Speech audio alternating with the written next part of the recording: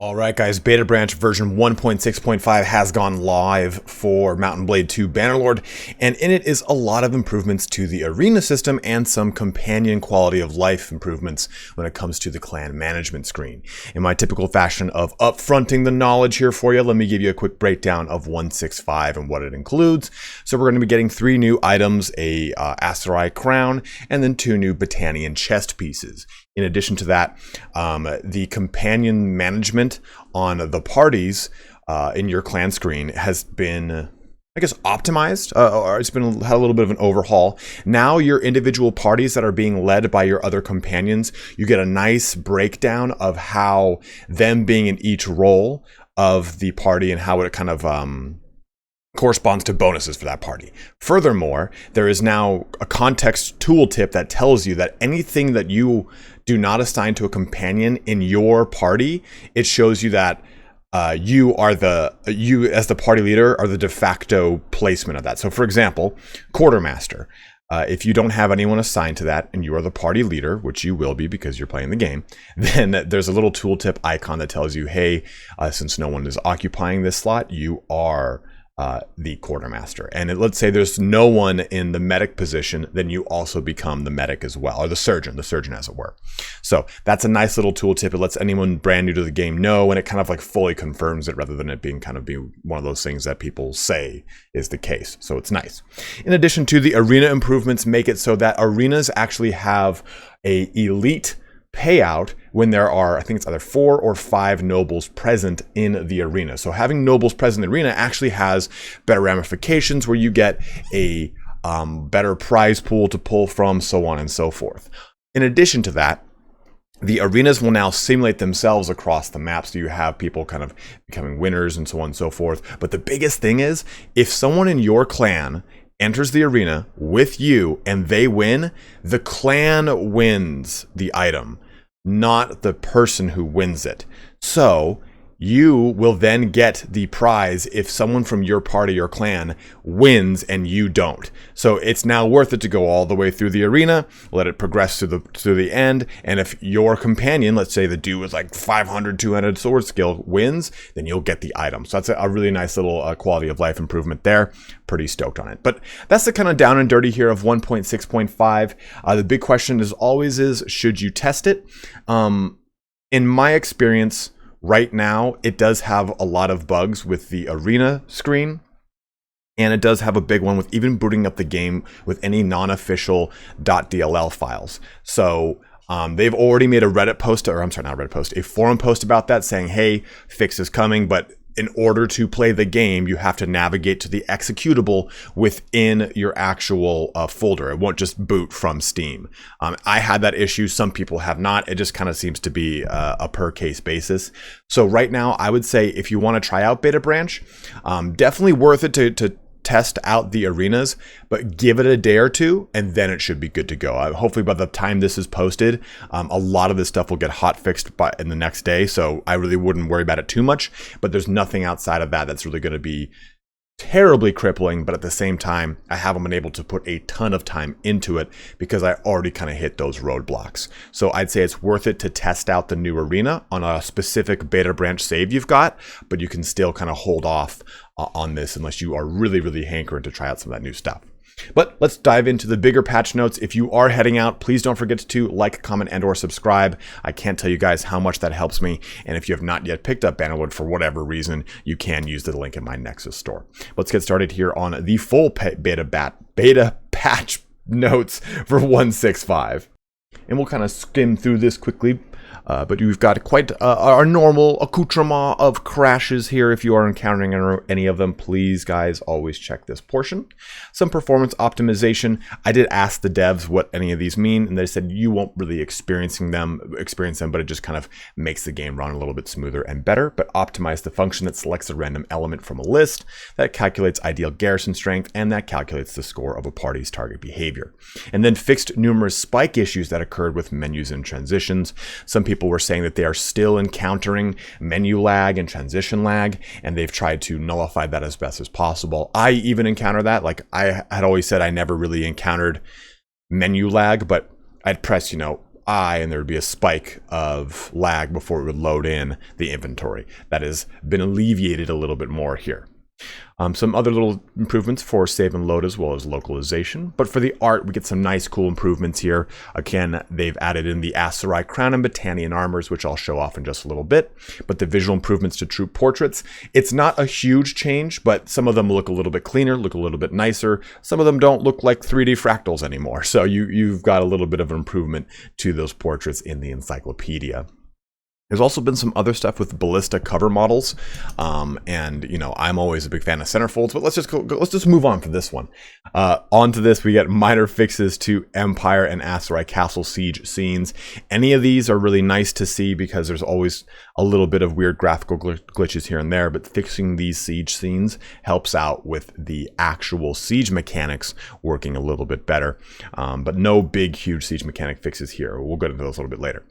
For the UI, we get the party role assignment improvements. So like I was saying, all roles and members are now shown separately. And what's nice about this is it shows you, hey, scouts. Well, it's not going to have me choose any scout that can be a scout if they've got no scouting skill. So if you've got, say, 6 companions in your party and only one of them has scout skill, it'll be the only option to place there. So this gives you a chance to make sure you're putting the right people in the right spots.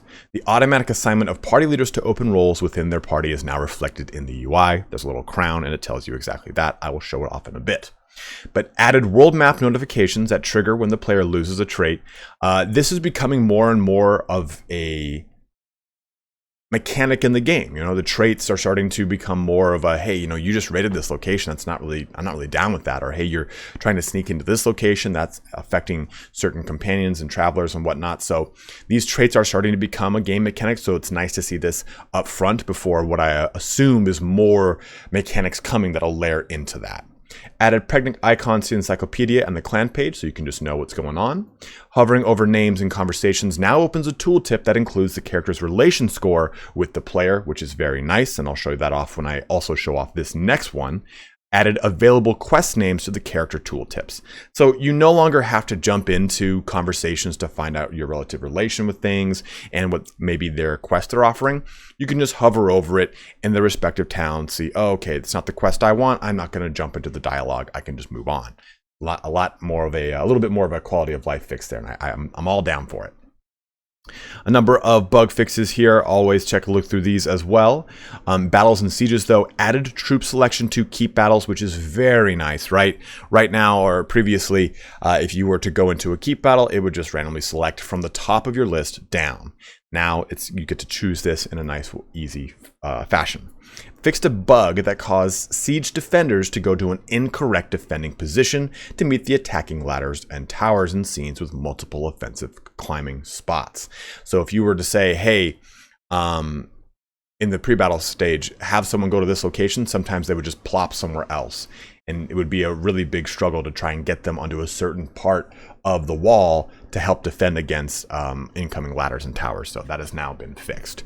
And AI units no longer stop using siege machines when they receive damage. That's kind of nice there. Moving into kingdoms and diplomacy. So players can now create a kingdom through dialogue with governors. This is strictly meant to be an immersive feature into the game. You still can create a kingdom through the button in the clan screen, but if you thought to yourself, you know, that's kind of like a little sudden, a little tacky, maybe I want to do this a different way. You still need to siege and hold a a castle or a town, but you can talk to the governor there and create your kingdom through that rather than just pressing a button. Again, it's a roleplay immersion mechanic here and not a way to dodge the way of creating a kingdom. I originally looked at this and said, oh, can I buy a town outright now? No, it just is simply saying that to create a kingdom, you can do it through an in-game menu, or I guess in-world menu. But caravan for economy and trade, caravans are now transferred to the air when the player character dies, so you no longer lose your caravans randomly, which is nice. And then for settlement actions, we get the big tournament changes. So tournaments are now auto-simulated after 15 days without player interaction. Keep in mind, when you jump into Beta Branch right now, there should be 0 tournaments. Let the game run for a little bit. Some will conclude and pop up. It'll just be a kind of a wonky setup for a little bit. I've noticed that it took a couple days for tournaments to actually come back in full force. I think the game just has to catch up to it. I assume if you start a brand new game, that won't be the case. It just is present for the retroactive saves. So we'll see what happens in the next day or two with any kind of hot fixes. So the tournament winner will receive an elite reward, a reward that costs 5,000 dinars, if there are 4 or more nobles in the tournament, player included. The value of the reward scales with the number of nobles that participate in the event.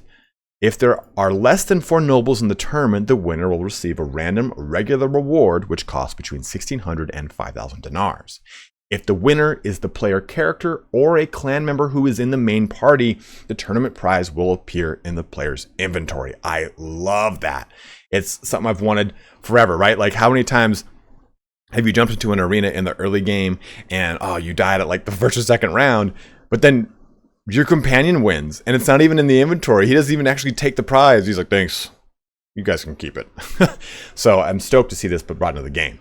But otherwise, the value of the prize in dinars will be given to the winner's clan. So in the case of an NPC clan. Non-hero troop distribution has been changed to around 40% tier 3 troops, 40% tier 4 troops, and 20% tier 5 troops in both tournaments and practice fights. If there aren't enough troops to hold this condition in the garrison, the remaining slots are filled with random tier 3 to 5 troops.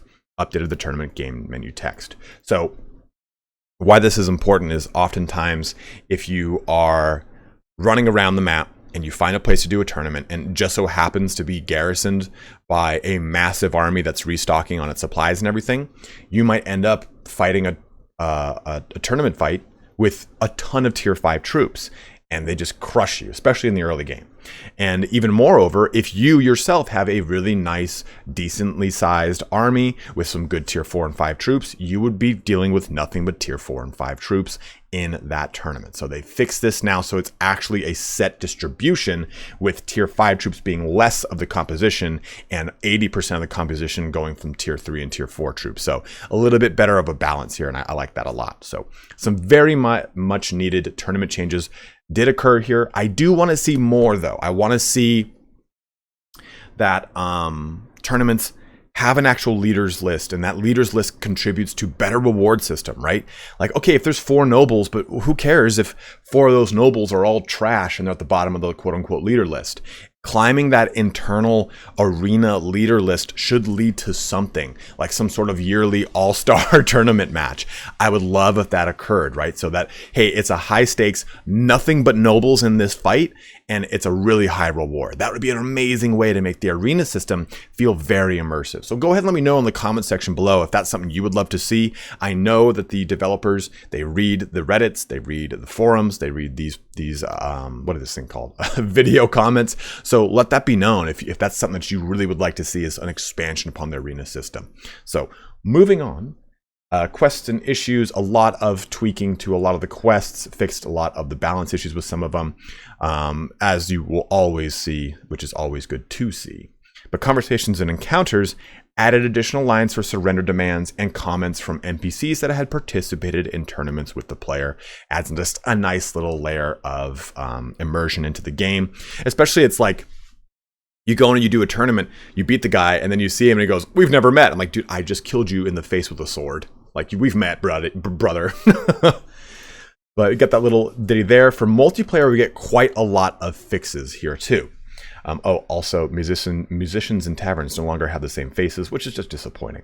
But for multiplayer, some improvements to the maps. And if you're playing a lot of multiplayer, which I currently, unfortunately, am not, please check these patch notes out. I will link it in the description. You can see if they apply heavily to you. The UI has had a nice little improvement, added progressive badges for individual game mode kills and wins, hours played, and levels gained. A lot of other improvements here as well, especially like stuff like looking at your allies' equipment and getting a better idea of what's going on. Now for both, they added some other things here. Of course, the typical kind of performance improvements for multi-core CPU usage and the on-demand animation loading system. A big thing here for cavalry increase the tendency of cavalry agents to couch lance. So rather than them running into the enemy with their lance not couched, they will now hopefully do that more often, because sometimes they'd run in, then just pull their sword out, and that's not so fun. The AI for cavalry, as it should work, is that it charges in and it uses its lance, and then it gets room to return and use its lance again. The AI should natively, quote unquote, cycle charge for cavalry unless they get bogged down in a set fight where a certain percentage can't leave. They will all come back into fight. So that seems to be kind of a hit or miss AI tendency, so we'll see what happens. But also fixed a bug related to cavalry agents' aiming system that caused agents to aim at the wrong position. I'm sure these two things in conjunction are going to make cavalry a little bit different on the battlefield. I've yet to really fully test it, but I'd love to see how that works itself out. And then, of course, the typical modding patch notes. So let's go ahead and jump into the game and quickly show off the new tournaments, which there's not much to show. I'm just going to quickly bring you through some of the menus. I'm going to show off. I'm going to show off the new clan system for managing your companions, and then the new armor pieces. First things first, let's take a look at that new armor. So you can see I've got some Aserai armor on. We'll take it off. Oh my god, I'm naked. But we'll put on this Battanian long tartan, which is the first of the new Battanian armors. Then we also get a kilt over tartan trousers. Now, of course, these aren't high armor value things, but it just kind of fits into the whole Battanian aesthetic, especially some nice early game armor if you're trying to play through Battanian playthrough and you want it to actually look Battanian. Now, as far as the new Aserai crown goes, I've put on the new Aserai armor and it makes it look nice. We get the luxury turban over helmet, which is nice because a lot of the other crowns are not a high 42 armor tier 6 crown. So you can actually see this being used effectively on your character if you want to get some nice combat armor out of it, because we also had the ornate desert battle crown added, I think 2 patches ago. So kind of plays into that nice heavier armor for the Aserai. Now here is the new clan management screen for parties. Let's go ahead and click on the party that I am not leading. And I can see the party leader roles and effects all just neatly displayed out based off of his skills. So I can't look at his skills through this menu, it looks like. But I can at least see, hey, his scouting skill is getting this. This is what his medic skill is doing. His engineer skill is doing. And then quartermaster at the very top is giving him a plus 4.5. Leadership doesn't factor into this, because it's not a role, but it does factor into the actual battle map and giving him certain passive bonuses. I think that would be a nice thing to see in this, because as an AI character, I care about his leadership skill because he will be doing nothing but simulated battles, and leadership skill gives you bonuses towards that. Let me take a look real quick. I'll show that off. We'll go to leadership, increase morale of party members under your command, but increases garrison size as well. Ability to inspire, how to learn, blah, blah, blah. But if you go through a lot of these, it helps out with a lot of that stuff. And tactics as well is what's going to really help out with those simulations. Simulation advantage, 14.3%, and decreases sacrifice troop number when trying to get away by 14.3%. So I want to see the leadership and tactics bonuses that are maybe being applied to the party. And another thing that would be a really cool quality of life improvement is any benefits that are applied to the party as a result of total talents that he has. Because you can choose stuff like, hey, you only get the benefit of this if you're the party leader, versus you only get the benefit of this if you're the captain. So those kind of transparencies being brought into the party leader roles and effects menu here would be really huge, because then I can see directly how well of a leader this guy is going to be. I think I misspoke earlier about leadership being the thing that gives you an advantage in simulations. It's tactics, but still important to see in this menu. So if I look at my main party, though, you can see that this menu has changed. It used to be a drop-down menu. It is back to being a portrait menu that it was in like the earliest portions of the game that I select. And I can see my members all across the top that are in this party, myself being the party leader with a cute little crown. And then let's go ahead and just press this button. So with no one selected, it shows me by highlighting party leader is default for unassigned roles. So then I click this button, and then it shows me I've got 4 members here, but this character actually has 124 scouting, and this one actually has 40 scouting. So it gives me those abilities. It does show 2, the perks that are going to be active on those characters, and then the total effects of putting those characters in this position. So it's a really nice little quality of life improvement that you can directly get a correlation of what character is going to be better here, one or the other. Again, 81 medicine gives me these effects versus me, 10 medicine, not as good. So let's go ahead and click her. Now, engineer, I know I'm juiced up with 521 engineering versus this guy. And again, I don't even need to assign myself. In fact, if I do, I'm there. But I can assign myself to here as the quartermaster. It removes me from the engineer position, but then keeps this in place as party leader is default for unassigned roles. So a nice little improvement here. Just shows you context tips that your party leader will be there if you are not. And then lastly, here we have the new, quote unquote, new arena system. So if I go to the arena, it'll say you are near the arena. Preparations seem to be underway for a tournament. Join the tournament.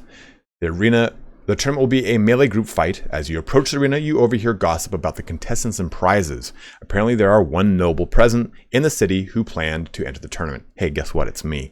Given this turnout, the organizers are offering a round kettle over laced cloth for the victor. In fact, actually, so you can kind of re-roll that. I'm sure that that's not intended.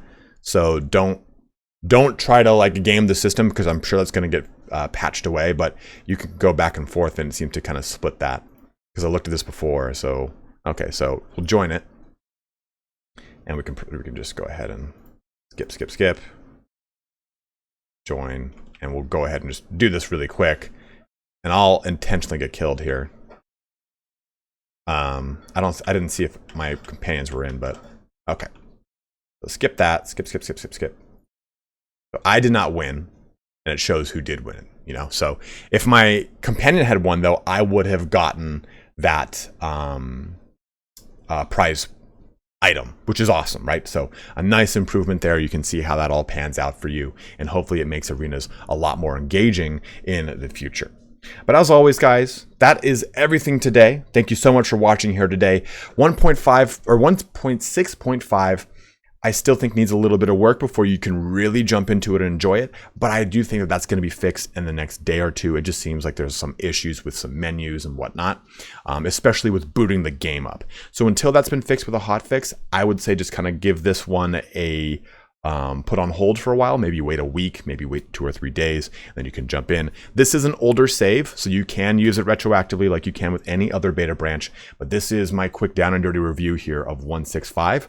Hopefully this helps you out in getting into the beta branch if you so wish. And if you have any questions, as always, my bros, go ahead and leave a comment below and I'll help you out as best I can. But don't forget to comment, like, and/or subscribe. But have a good one and take care.